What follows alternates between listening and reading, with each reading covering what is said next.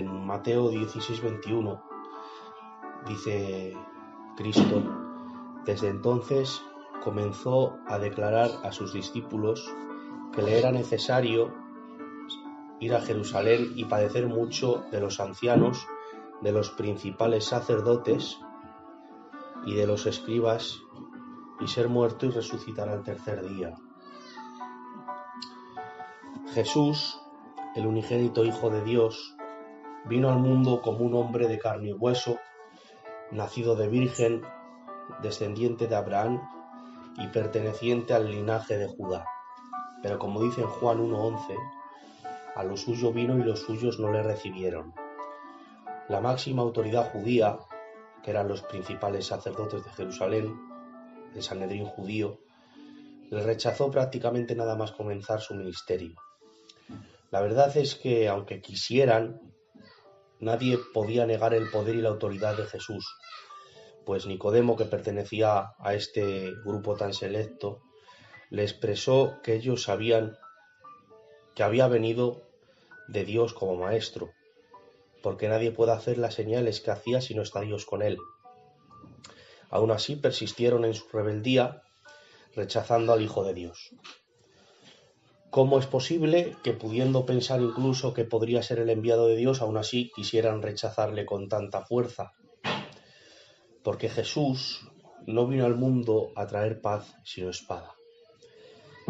Le rechazaron desde el comienzo de su ministerio porque su comienzo no pudo haber empezado de forma más revolucionaria.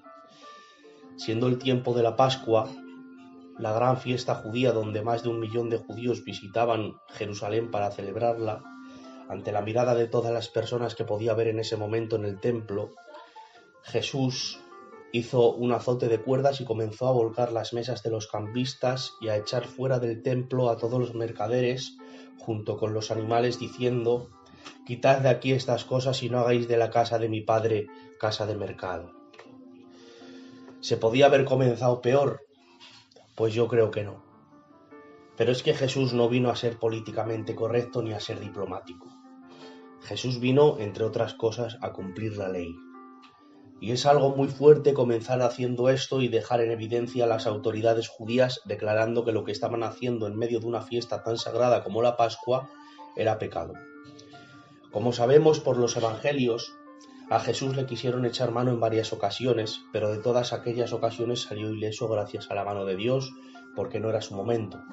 Pero conforme iba pasando el tiempo, su momento se iba acercando y entonces, cuando tiene que declarar a sus discípulos las palabras que hemos mencionado al comienzo, las cuales dice que desde entonces comenzó a Jesús a declarar a sus discípulos que le era necesario ir a Jerusalén y padecer mucho de los ancianos, de los principales sacerdotes y de los escribas, y ser muerto al tercer día, cuando les declaró esto, es cuando ya se iba acercando su momento. El momento de que ya, una vez entregado donde ellos, pues le iban a dar muerte. Se acercaba la hora en la que por fin iba a ser entregado en manos de ellos para que le condenaran. Antes he dicho que aunque podrían considerar que se tratase del enviado de Dios, les daba igual y querían seguir adelante con su malvado plan. ¿Por qué? Porque los que dirigían el Sanedrín judío eran de la rama de los saduceos. Este consejo llamado Sanedrín estaba conformado por 70 personas más el sumo sacerdote, total 71, para asegurar una votación impar en caso de desacuerdo. Este concilio lo componían solamente israelitas de linaje indiscutible, sin mestizaje, instruidos en las ciencias y conocimientos de su época, además de ser grandes entendidos de la ley. Además, se les exigía que supiesen hablar todos los idiomas que se podían manejar en aquella época, en ese lugar, y esto era para no tener que depender de traductores que podrían hacer perder información acerca de las declaraciones del testigo o del acusado en los juicios. Aparte de esto, las personas que prestaban dinero con intereses, que nosotros los conocemos como prestamistas, no podían formar parte de este selecto grupo. También estaban descalificadas para formar parte del Sanedrín aquellas personas dadas a los juegos de azar. A esto se añadía que para poder entrar en este concilio supremo de la nación judía anteriormente se tenía que haber formado parte del Consejo Provincial. Es como si dijéramos que para ser presidente de Filadelfia o miembro de la dirección de España, primeramente se ha tenido que ser responsable de la zona. El número 71 de personas que tenían que conformar el Sanedrín correspondía a los 70 ancianos dirigidos o designados por Moisés para colaborar con él, como está descrito en el libro de Números capítulo 11 verso 16. El miembro adicional para hacer los 71 era el propio Moisés, como era en el caso del sumo sacerdote en los tiempos de Jesús. En este Sanedrín estaban representadas las tres clases sociales de la nación. Estaban representados, por un lado, los sacerdotes, que eran representados por el sumo sacerdote, que era el presidente del consejo, y estas eran las personas que habían ejercido el cargo de sacerdote en algún templo y eran incluidos en este grupo junto con sus familiares. Probablemente el número de sacerdotes que componía el Sanedrín dentro de los 71 que era en total, pues sacerdotes había 24, probablemente, como nos dice en Primera de Crónicas capítulo 24. Lo malo de este grupo es que eran de principio saduceos, de los cuales hablaremos más adelante. Por otro lado, también estaban dentro de este grupo de 71 los ancianos, también llamados jefes del pueblo, o lo que podría ser para nosotros un gitano de respeto arreglador. Estos eran cabezas de familia y de tribu. También, en su mayoría, eran de la doctrina de los saduceos. El número de ancianos que conformaba el Sanedrín es probable que también fuese de 24, y eran los representantes del pueblo en general. Y luego, por otro lado, estaban los escribas, que eran asesores jurídicos y doctores de la ley, y estos en su mayoría, al contrario que los saduceos, eran fariseos, que eran contrarios en muchas posiciones a los saduceos, y de escribas formaban el número de 22, es decir, que había 24 sacerdotes, 24 ancianos y 22 escribas, en total 70, más el sumo sacerdote, que hacía 71. Como hemos podido ver al analizar cómo estaba conformado este concilio, la mayoría de sus integrantes, es decir, los sacerdotes y los ancianos, que sumaban 48, más el sumo sacerdote, que sumaba ya 49, eran saduceos. ¿Qué significa esto? Bien, pues los saduceos, cuya palabra traducida significa los justos, era una de las tres sectas o partidos religiosos judíos que había en los tiempos de Jesús. El número de saduceos en comparación con el de fariseos, en general, en el lugar, en las calles, en la tierra, era mucho más pequeño en general. Había muchísimos más fariseos que saduceos. Sin embargo, aunque eran muchos menos, los saduceos ostentaban los cargos más prominentes, sobre todo gracias a su elevada riqueza, por lo que gracias a la riqueza, eran personas muy influyentes que acaparaban las principales funciones públicas.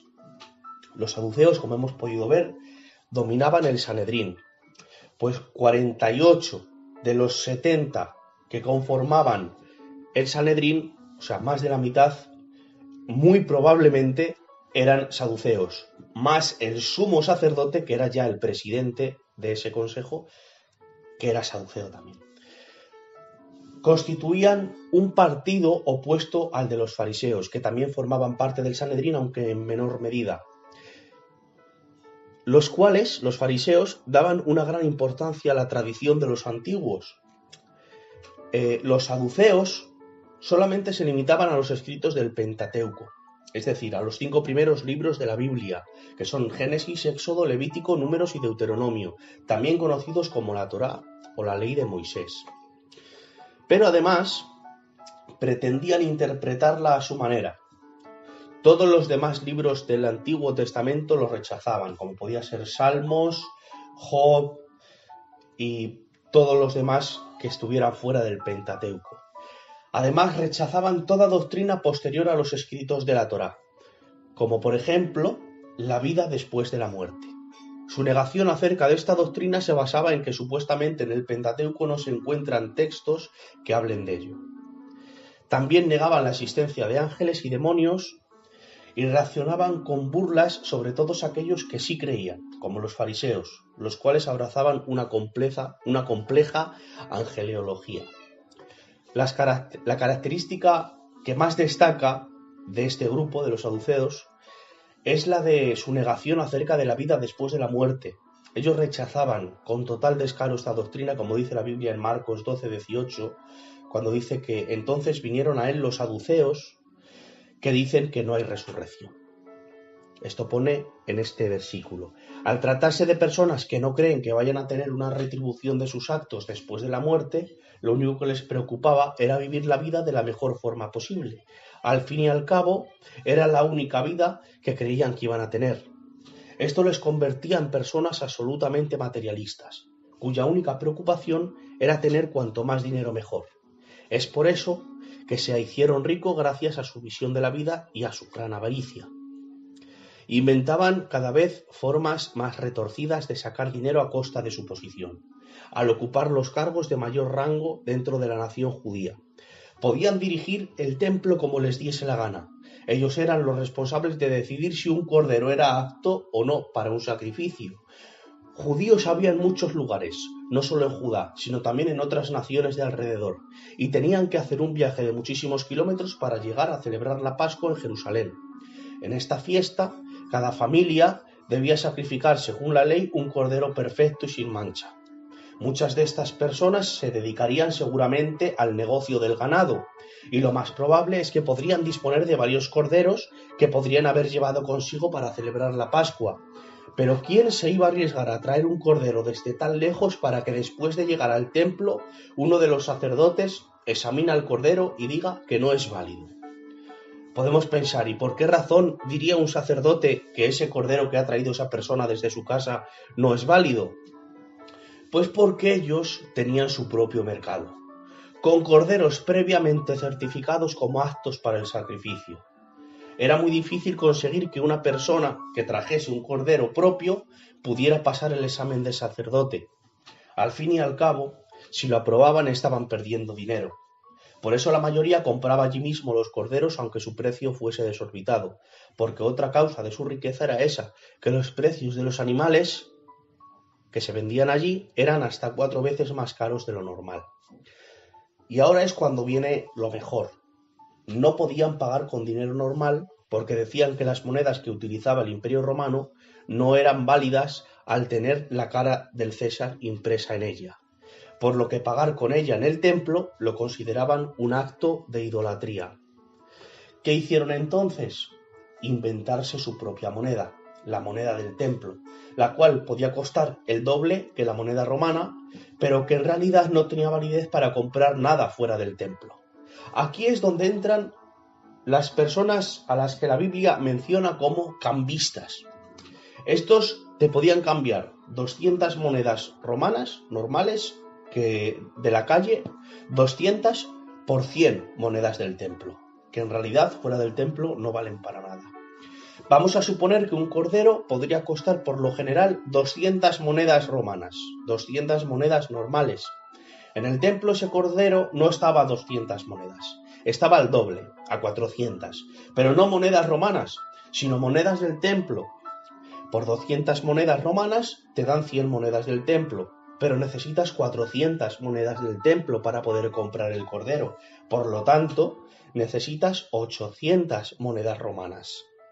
Al final, ¿cuánto has pagado por ese cordero? Pues si su precio normal era de 200 monedas romanas, al final has tenido que pagar 800 para poder comprarlo. 4 veces más de lo que vale en realidad. Es decir, que el negocio que tenían montado en el templo de Dios de Jerusalén, la ciudad santa, era un insulto a los principios de la ley de Dios. Gracias a este y a otros negocios, la riqueza que podían amontonar era elevadísima y se beneficiaban de ello.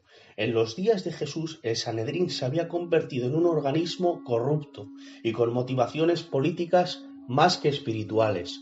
Era decisión de Roma quién sería sumo sacerdote. Era Roma quien controlaba el Sanedrín y quien quitaba y ponía al sumo sacerdote.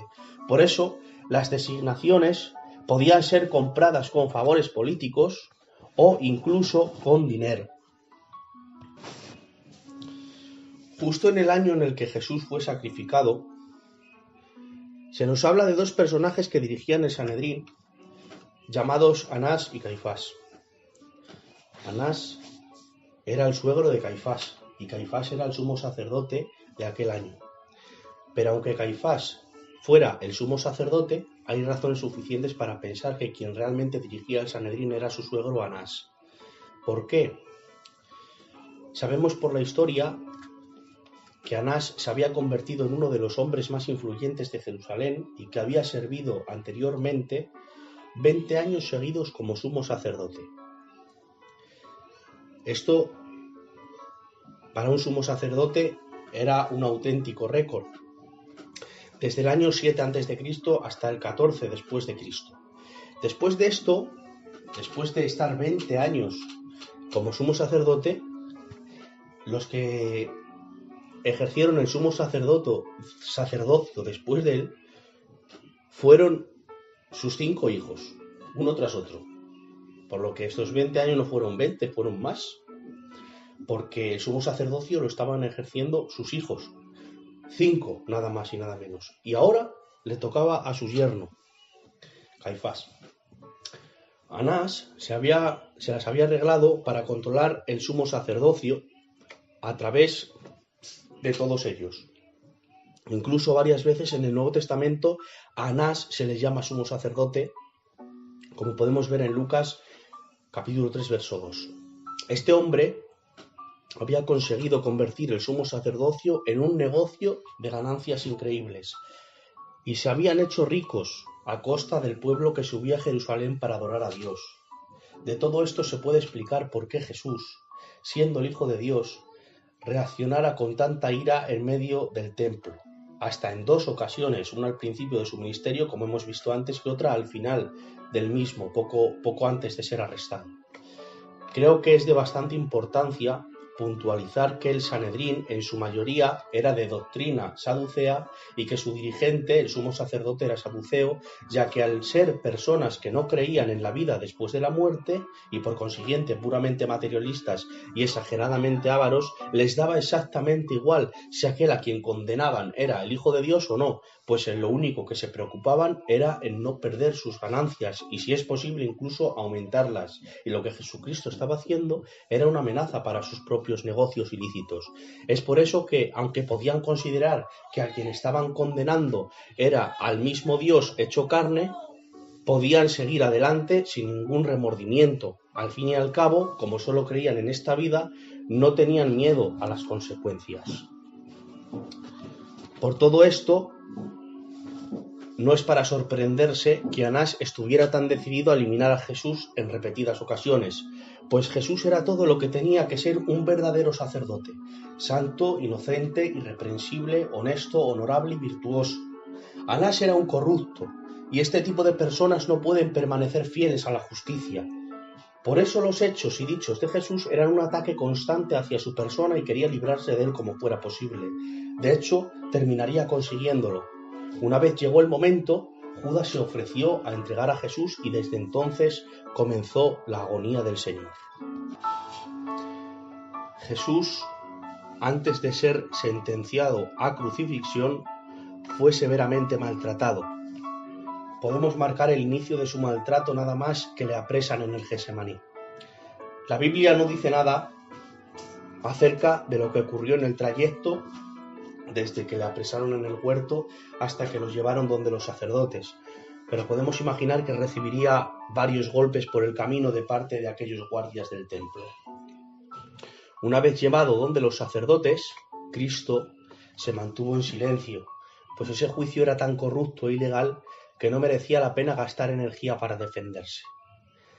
Tenían clara la sentencia mucho antes de que comenzara. El juicio se celebró por la noche, algo que estaba prohibido por la ley, de tal manera que si cualquier juicio se alargaba demasiado y se hacía de noche, se tenía que pausar para reanudarse al día siguiente. El de Jesús comenzó y terminó esa misma noche. lo que nos da una idea de lo decididos que estaban por hacerle culpable. Dice la Biblia en Deuteronomio capítulo 19 que si cualquiera presentaba falso testimonio contra una persona acusada, tendría que ocurrirle el mismo mal que quiso hacer contra el acusado, de tal forma que un testigo falso podría acabar incluso siendo condenado a muerte. En este caso, no es que se presentaran falsos testigos para condenar a Jesús, sino que los buscó el propio Sanedrín y les sobornó para que lo hicieran.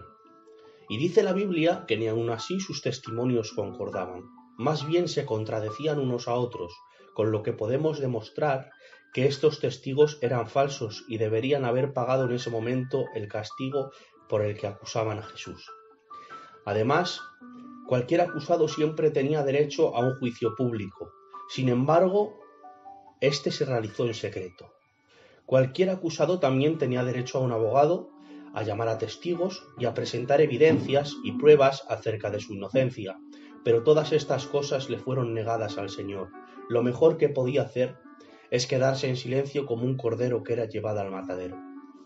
Por si no fuera poco, la tradición rabínica añadía otra restricción en la que se obligaba a realizar un día de ayuno completo antes de aprobar cualquier sentencia. Después de ese día, los sacerdotes eran encuestados nuevamente para saber si habían cambiado de opinión con respecto al acusado. Podían cambiar de opinión si antes pensaban que el acusado era culpable y después cambiaban de opinión y pensaban que era inocente, pero no al revés.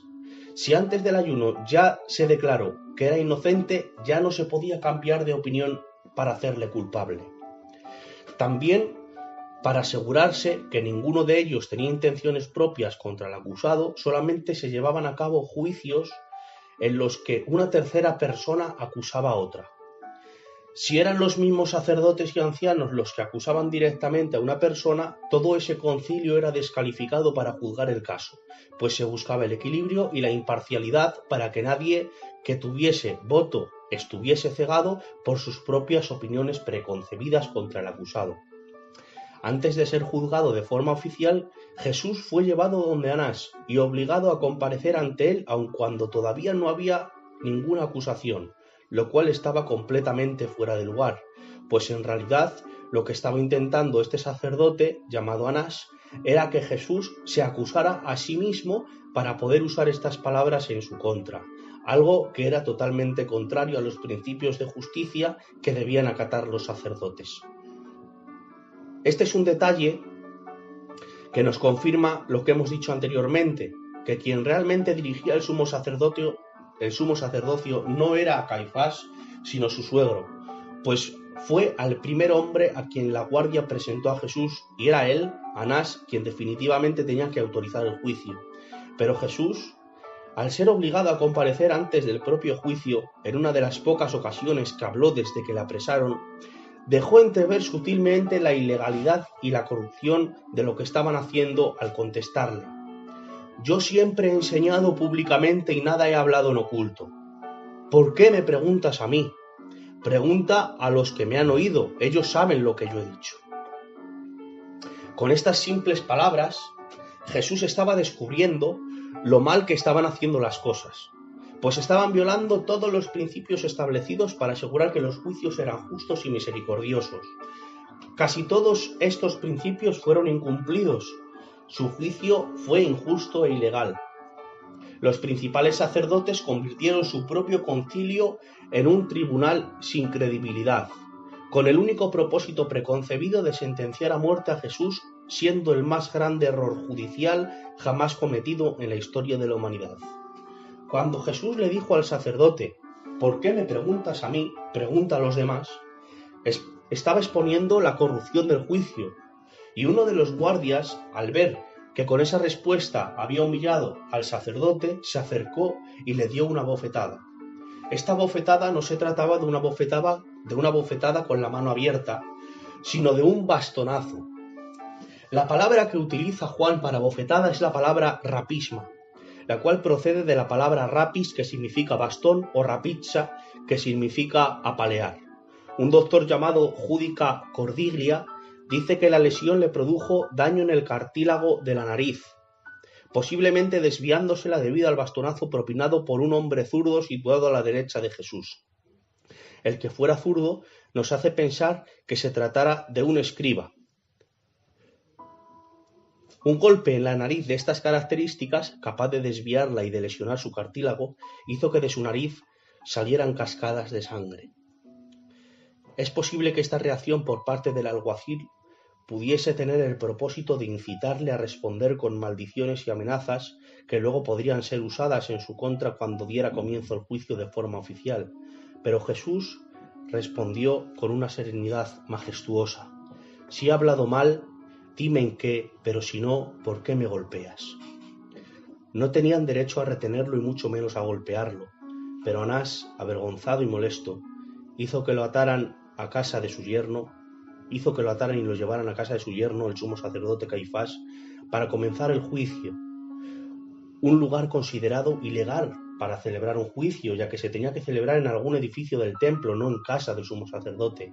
Allí, en la casa de Caifás, se reunieron a una velocidad récord los 71 integrantes del Sanedrín judío para juzgar al Señor, lo que nos da a entender el ansia que tenían por condenar a muerte al santo. Cuando hubo comenzado de forma oficial el juicio contra Jesús, se solicitó que se empezara a testificar contra él. Esa no era la función del concilio.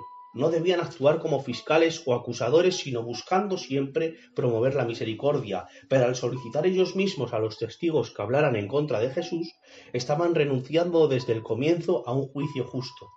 Estaban desesperados, decididos a forzar como fuera posible cualquier situación en la que al final pudiera resultar mínimamente creíble que Jesús merecía ser condenado a muerte. Pero no había manera. Lo único que consiguieron es que 2 testigos falsos dijeran que era capaz de destruir y levantar el templo en 3 días, y dice la Biblia que ni aun así sus testimonios concordaban, pues tenían que ser precisos y concordar con respecto a la fecha, la hora, el sitio del suceso y las palabras que se dijeron. La incongruencia surgía de que uno de ellos decía que Jesús dijo que si el templo era destruido él podía reedificarlo en 3 días, mientras que el otro aseveraba que Jesús dijo que sería él mismo quien destruiría el templo y lo reedificaría en 3 días. Caifás, el sumo sacerdote, cansado de tanta palabrería, se levantó y preguntó a Jesús: ¿no respondes nada? ¿Qué testifican estos contra ti? Jesús respondió con un silencio absoluto. Sencillamente rechazó declarar en contra de sí mismo. Caifás, totalmente frustrado, no le quedó otra que dirigirse a Jesús diciéndole: te conjuro por el Dios viviente que nos digas si eres tú el Cristo, el Hijo de Dios.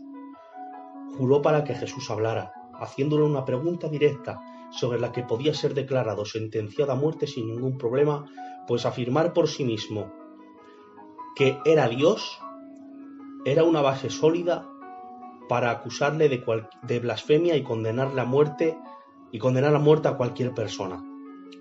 Pero Cristo no era cualquier persona. Él era verdaderamente el Hijo de Dios hecho carne. Por eso, cuando el sumo sacerdote le exigió mediante juramento que contestara esa pregunta, Jesús, estando obligado a contestar bajo juramento, no mintió y declaró exactamente lo que esperaban todos: tú lo has dicho. Y además os digo que desde ahora veréis al Hijo del Hombre sentado a la diestra del poder de Dios y viniendo en las nubes del cielo. Aquí estaba lo que necesitaban escuchar para demostrar públicamente que se había declarado a sí mismo Dios. Nada más escuchar esto, el sumo sacerdote se rasgó las vestiduras diciendo: ha blasfemado, ¿qué más necesidad tenemos de testigos? Y respondiendo todos los demás dijeron: es reo de muerte. El rasgarse las vestiduras era una expresión de dolor, pena y disgusto en extremo. Sin embargo, estaba prohibido por la ley que el sumo sacerdote hiciese esto.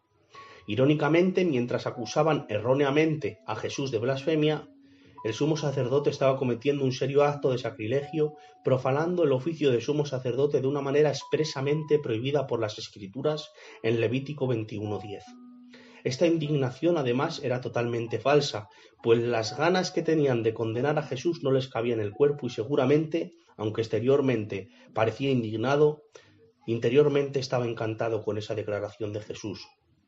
Esta acción tan exagerada de rasgarse las vestiduras difícilmente hubiera escondido la alegría de su cara por el hecho de saber que finalmente podía hacer que Jesús hiciera esta declaración. Ya tenía la evidencia que necesitaba, y para su absoluto deleite ya no necesitaba más declaraciones de testigos. En este mismo instante, en vez de respetar el día de ayuno, el sumo sacerdote pidió el veredicto del concilio al preguntarles: ¿qué os parece? Los demás obedientemente respondieron: es reo de muerte. Y dice la Biblia: y todos ellos le condenaron declarándole ser digno de muerte. Un veredicto que ya habían acordado mucho antes de arrestar a Jesús. Recordemos que muy probablemente muchos de ellos fuesen familia directa de Anás, entre los que es muy posible que se encontraran los 5 hijos que ejercieron el sumo sacerdocio antes que Caifás, aparte de otros familiares cercanos. Acto seguido dice la Biblia en Mateo 26: entonces le escupieron en el rostro y le dieron de puñetazos, y otros le abofeteaban diciendo: profetízanos, Cristo, ¿quién es el que te golpeó? Lucas nos dice que le vendaron los ojos antes de golpearle, diciendo otras muchas cosas injuriándole. Irónicamente, siendo Jesús acusado de blasfemia, eran ellos mismos los que estaban blasfemando. Pero Cristo llevó estos abusos con una tranquilidad majestuosa y verdaderamente extraordinaria. Isaías predijo proféticamente la indolencia pecaminosa de todo el mundo hacia Jesucristo cuando dijo en el capítulo 53: despreciado y desechado entre los hombres, varón de dolores, experimentado en el quebranto, y como que escondimos de él el rostro, fue menospreciado y no lo estimamos. Nadie salió a defenderlo, nadie habló en su favor, fue abandonado a llevar solo la carga de su aflicción. Y así Cristo fue injustamente condenado a morir. Su juicio delante del Sanedrín había ocurrido exactamente según el malvado plan de ellos, pero al mismo tiempo el plan de Dios se estaba desarrollando tal y como estaba previsto en la eternidad, como más tarde Pablo les dijera, inspirado por el Espíritu Santo, en Hechos 2:23, a este Jesús, entregado por el determinado consejo y anticipado conocimiento de Dios, prendisteis y matasteis por manos de inicuos crucificándole. Este es el juicio más injusto de la historia de la humanidad.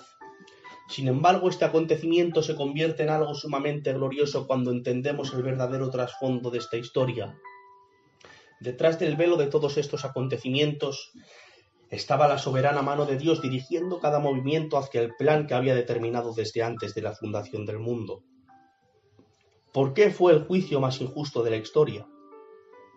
Porque declararon culpable al único ser humano totalmente perfecto y absolutamente inocente. Pero tal y como es injusto condenar a un inocente, también es igual de injusto liberar a un criminal. Podemos quejarnos de que un juez condene a una persona inocente, pero también nos quejaríamos si no condenan a un culpable. Imaginaos que están juzgando a una persona a la que se le acusa de secuestrar a mujeres para torturarlas y matarlas, y en el transcurso del juicio se demuestra que es culpable. No hay ninguna duda, todas las evidencias apuntan a que ha cometido todos y cada uno de los crímenes por los que se le acusa. Y ahora, mientras esperamos la sentencia, el juez comienza a hablar y dice: sin lugar a dudas, este hombre es culpable. Pero yo soy un juez bueno y no creo en el castigo, así que, aunque declaro que es culpable, dejo en libertad al acusado. Cualquiera de nosotros se ofendería por tal veredicto y consideraríamos que este juez es completamente injusto al no castigar los crímenes que esa persona cometió y de la que incluso ha llegado a decir que la considera culpable. Aun confesando, aun declarando que es culpable, la deja marchar. Si nosotros, siendo malos y teniendo nuestra mente entenebrecida por el pecado, podemos llegar a hacer este tipo de juicios justos, ¿qué nivel de justicia no tendrá aquel que gobierna sobre toda la creación? El nivel de la santidad de Dios es tal que cualquier pecado que se halle delante de él, por pequeño que sea, debe ser consumido por su ira. ¿Cómo podría Dios entonces declararnos justos a nosotros estando nosotros llenos de pecado? Eso sería una tremenda injusticia y un severo ataque hacia su santidad y su justicia. Dios no puede declarar justo lo que no es justo. Sin embargo, cuando Dios nos pone en el banquillo de los acusados, su sentencia es firme e irrevocable. El juez de toda la creación considera lo extremadamente pecadores que somos y sorprendentemente su sentencia es favorable. Dios nos considera justos siendo injustos y nos considera dignos de habitar eternamente delante de Él a pesar de nuestra imperfección. ¿Cómo puede hacer esto Dios sin dejar de ser justo?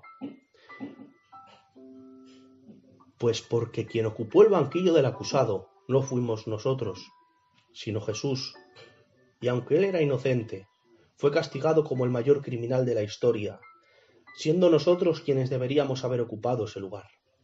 En cambio, nosotros, siendo pecadores, podemos habitar en la presencia de Dios sin que su ira nos consuma, porque a los ojos de Dios ya no somos injustos, sino que estamos revestidos de la justicia de Jesucristo.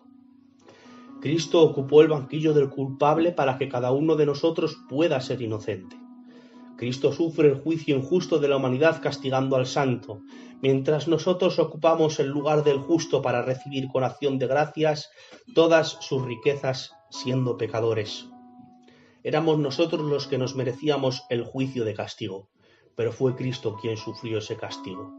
Era Cristo quien merecía ser declarado inocente, pero somos nosotros quienes nos beneficiamos de esa posición aun siendo culpables. Se celebró el juicio más injusto de la historia, sí, pero para que el juicio de Dios hacia nosotros no fuese igual de injusto, sino que pudiese declararnos inocentes sin renunciar a su justicia ni a su santidad. La ira del juicio de Dios cayó sobre el Hijo para que no cayera sobre nosotros, mientras que las bendiciones que solo pertenecían al Hijo, ahora también nos pertenecen a nosotros al convertirnos en coherederos juntamente con Él. Dice Primera de Pedro 3:18, porque también Cristo padeció una sola vez por los pecados, el justo por los injustos, para llevarnos a Dios. Y dice también en Isaías 61:10, en gran manera me gozaré en Jehová, mi alma se alegrará en mi Dios, porque me vistió con vestiduras de salvación, me rodeó de manto de justicia, como a novio me atavió y como a novia adornada con sus joyas. Que Dios os bendiga. En Mateo 16:21 dice: